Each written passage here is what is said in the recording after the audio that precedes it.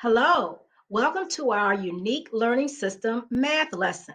My name is Charlotte Lucas. I am an autism low incidence mentor teacher for the City of Richmond Public Schools. I provide support for our classroom teachers for our students across all contents, and I am so happy to be able to work with you today.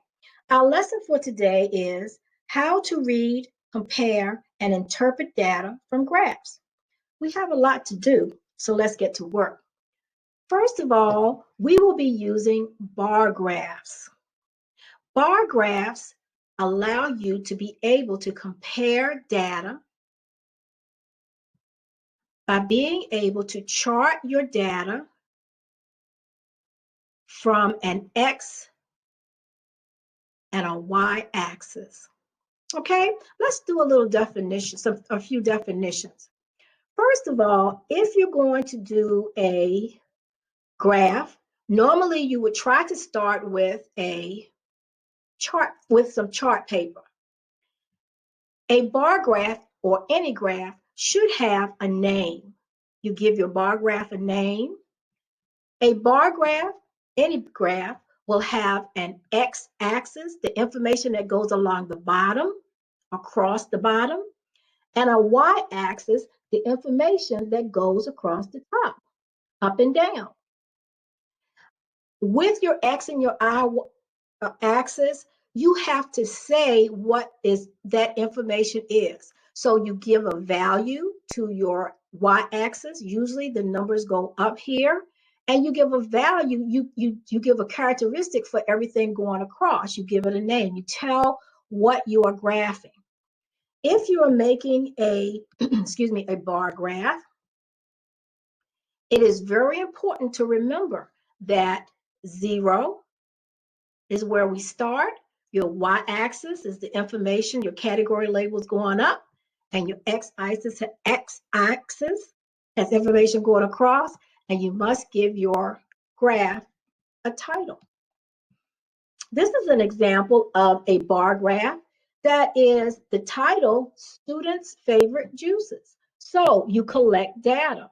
You get the students in your classroom, you document the information where you ask them, what is your favorite type of juice? And they will tell you. In this case, it was red, orange, yellow, and purple, students' favorite juices. So now that we know what our title is, now we have to say how many students had their favorites listed. How many were there? This line tells you the number of students, the y-axis going up. And then at the bottom, you give information recorded about the red color juice, the orange color juice, the yellow color, and the purple color. And once you've done that, you're able to say, I have 2 students who are interested, who like red. You go up and you go over and you stop at 2. Your orange, up. You're able to mark here, and you're able to determine, to show what type of data you have. This is another type of bar graph.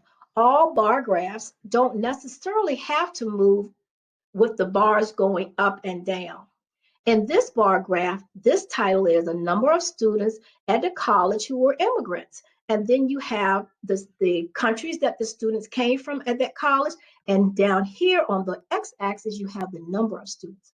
So you're able to do it in different ways, but you have to name and label your parts. It's very important. All right, let's go back to our bar graph. In this bar graph, this title of this bar graph is How Loud Are the Sounds We Hear? This is a unique lesson. So if we have this, if you touch it, it will read the information for you.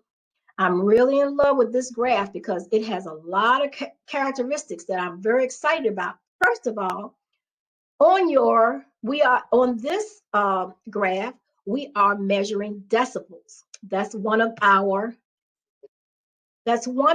vocabulary words. A decibel is a unit used to measure the loudness of sound. How loud is that sound? because you don't want to be in a situation where the music or the sounds are too high. It will really mess up your eardrums. So if we know what the decibels are, you'll know if you are safe or not.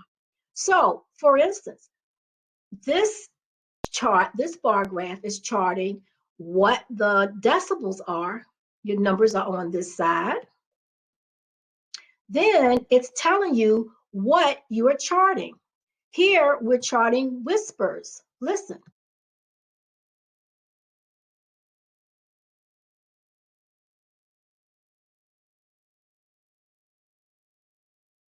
I'm in love with this feature.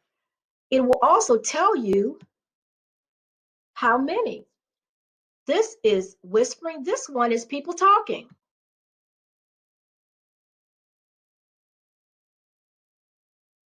And it tells you how many. This one is alarm clocks. And it tells you, gives you an example of what the alarm clock sounds like.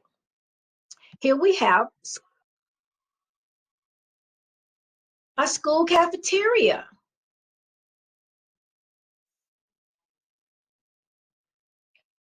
Ambulance.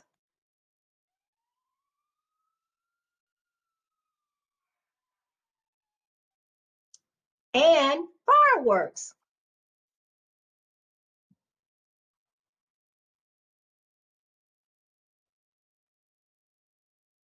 This particular chart with Unique is very, very special because it gives you all of these extra features, which I think is fabulous. So let's look at how we charted. We collected data, probably went about and took sound samples, and you were able to chart the information and record the information on your bar graph.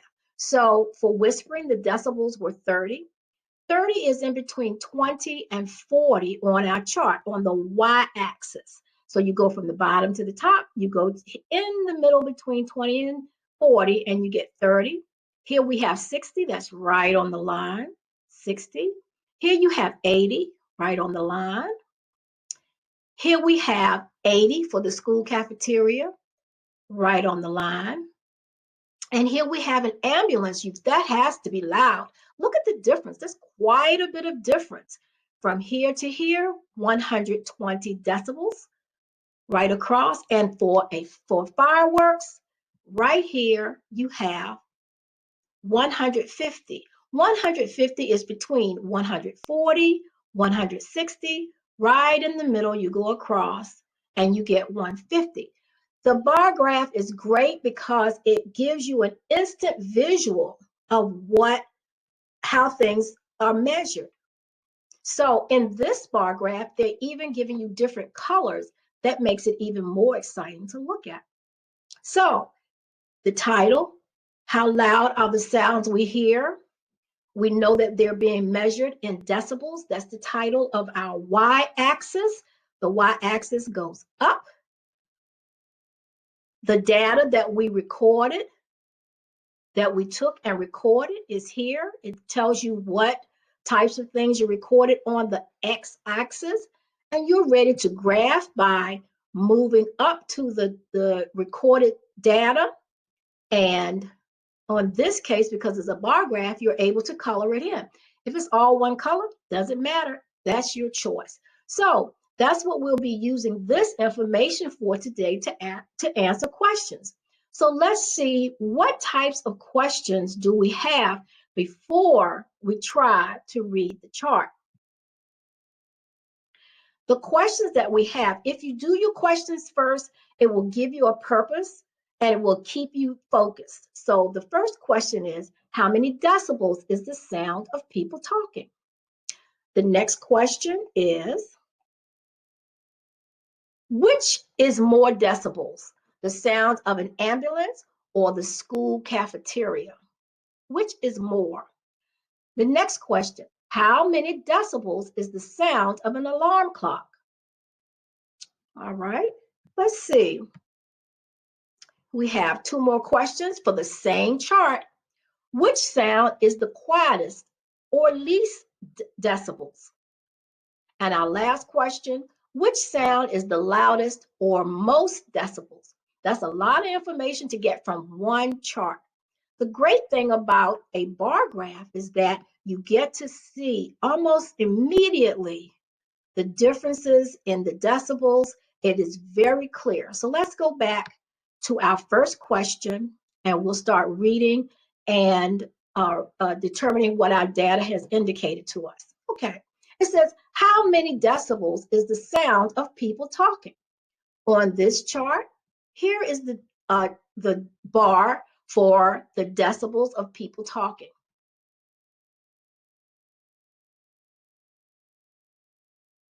That's kind of the normal voice level when you're in a room. No one's yelling and screaming like they are in a cafeteria. Well, it says the data that was collected stated that it was 60 decibels. We would be able to record that information when we click on, we would be able to record that information right here. Now, on the next question, I'm going to move this up. I have to take that off because it won't move with us. It says, which is more decibels, the sound of an ambulance or the sound in the school cafeteria? What do you think? The sound of an ambulance or the sound in a school cafeteria? Well, as a teacher, I think they're both about the same, but let's see what the data indicates. If we look at the sound in the school cafeteria,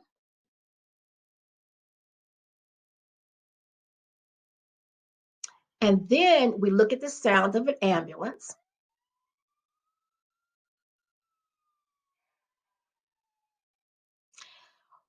and we look at the bars to make our comparison, we're comparing the two, we see immediately that the ambulance, the bar for the ambulance is higher than the bar for the school cafeteria. The question is, which is more decibels, the sound of the ambulance or the sound in the school cafeteria? And our answer would be the one that is more is the ambulance because it's 120 decibels. All right, let's move that up. Question number 3. How many decibels is the sound of an alarm clock? Well, let's look. Here's an alarm clock, and here's the school cafeteria. And you know the alarm clock is designed to wake you up. We see that the alarm clock and the school cafeteria are the same. They are both 80 decibels. So the question, how many decibels is the sound of an alarm clock? We go to our chart, we look at the bar, we see that the answer is 80. So our answer for that question is 80. There are 80 decibels is the sound of an alarm clock. We're using the bar graph to compare our data. Let's go to our next question. Which sound is the quietest and or least decibels? Let's see. When you look at your bar graph, I'll move this down a little. When you look at your bar graph, immediately you're able to see which is larger, which is shorter. I think bar graphs are fabulous. You're able to see immediately and you're able to compare immediately. So the least would be the whispering. And that makes good sense, doesn't it? Which sound is the quietest or least? Because these sounds were measured. We did not guess. We did not predict. We have actual data that was recorded, and we use that data to create our bar graph. So the data that we have is that whispering is 30 decibels. Which sound is the quietest or least? Least means smallest. It would be whispering. So our answer for number 4 is whispering. And the last question, which sound is the loudest of most decibels? Wow. Let's see. Let's look at our chart. This bar graph, again, fabulous because we're able to see immediately that whatever it is in this column is the loudest because the bar is the tallest. We have a couple of bars that are the same, and we have bars that are least to greatest. So the question is, what sound is the loudest of most decibels? and here we have fireworks.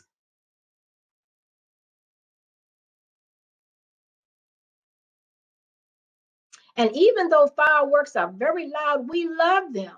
A lot of times when you're in a situation where the sounds are very loud, you should wear headphones. That will help you to help filter some of that sound so your inner ear will not be in any way attacked. So let's see. It says, which sound is the loudest of most decibels? The answer would be fireworks, because fireworks are 150 decibels. And we can chart that by going up the y-axis. We see that the line stopped in the middle. That means that it is between 140 and 160, which would be 150 decibels. That is excellent. So we're able to use this chart to record data. We're able to create a chart, and then we are able to use that information to answer important questions. So if you were making a chart, more than likely, you would try to start with graph paper. And you would use that graph paper to write your title, to get your y-axis. You would give a name to your y-axis, and it's usually numbers. Then you would tell what data you collected on your x-axis and give that a value, and you would chart that information on your graph paper. All right, we've used this bar graph. Let's see if there's another type of bar graph that we could use. And I am very interested in this type of bar graph. Here we have the bar graph comparing two types of data. And this one, you look at the title. Then over here, you have information that tells you what the colors are. The blue color is for boys. The gold color is for girls. It's like a legend.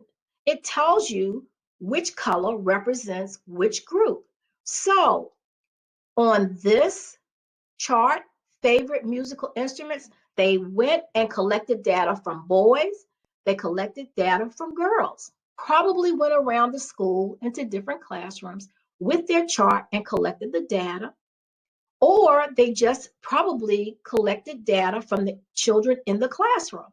So, favorite musical instrument, which ones were mentioned by the students? They mentioned a piano, a guitar, a harmonica, and drums.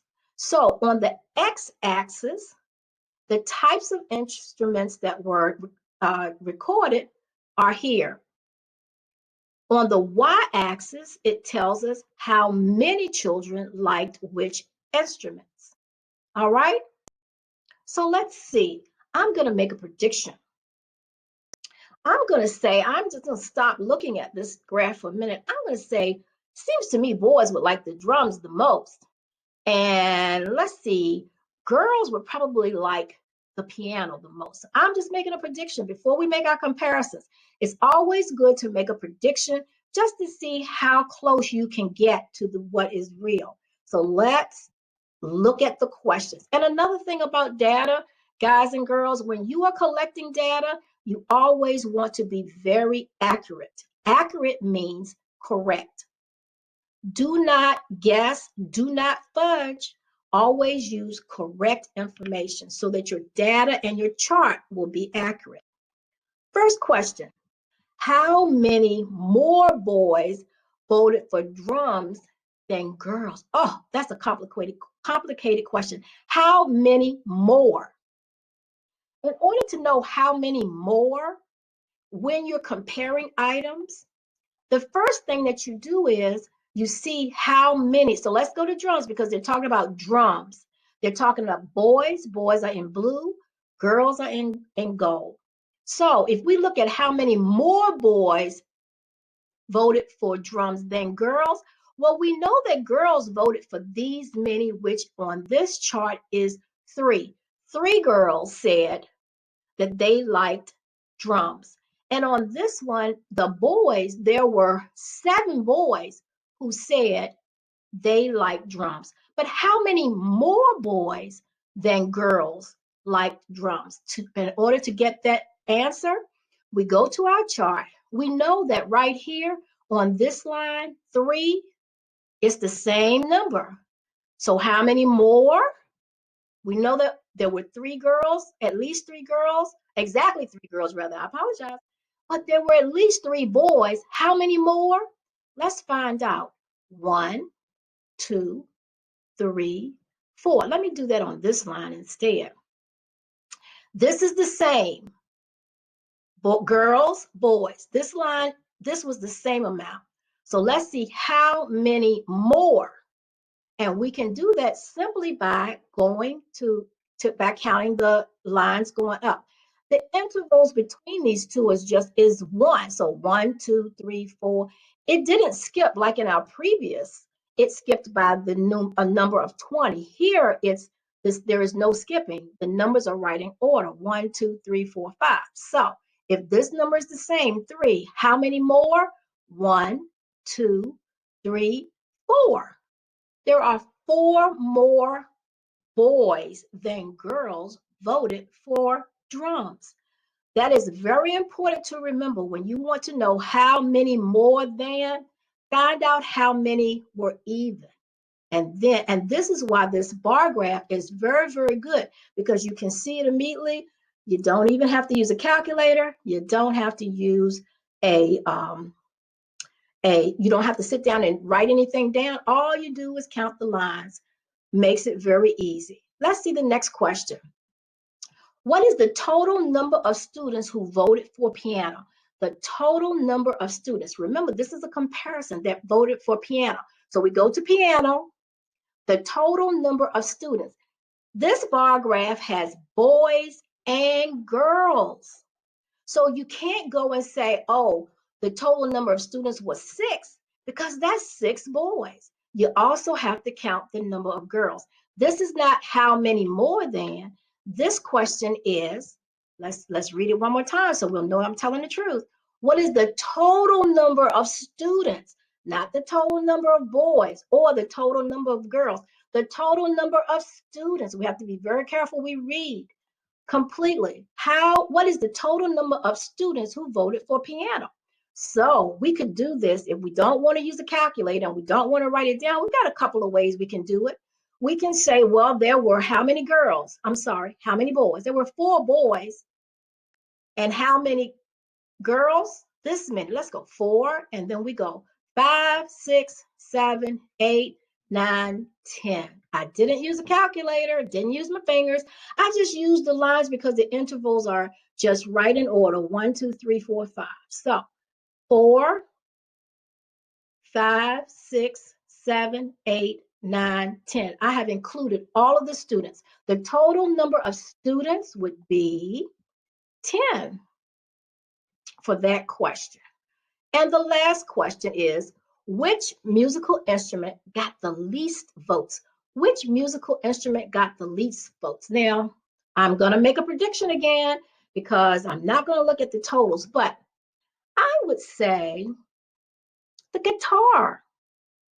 I don't see very many people playing the guitar anymore. And I know in school, sometimes in 3rd or 4th grade, you have to learn how to play the harmonica. So I'm going to guess that the guitar might be one that we would say the least about. So let's just look at it. That's what I love about a bar graph. All you have to do is look. Oh, I was right this time. Nope, I was wrong. Look at that. Which musical instrument got the least votes? It wasn't the harmonica. I'm sorry, it wasn't the guitar. It was the harmonica. So that means when you learn to play it in 3rd grade, maybe you didn't like it. But there's a lot of kids who like the guitar. Look at that. In fact, more girls like the guitar than boys. So let's answer the question. I'm getting in a whole different direction. Which musical instrument got the least votes? Let's look at our chart. total votes, the harmonica. So the answer would be the harmonica. So we find that we are able to use the bar graph in different ways, and we have different ways of calculating data. I'm extremely impressed by the way in which this data was charted. So guys and girls, we have learned a lot today. You did a great job. I want to thank you for coming and working with me today, and I look forward to working with you again. Bye-bye.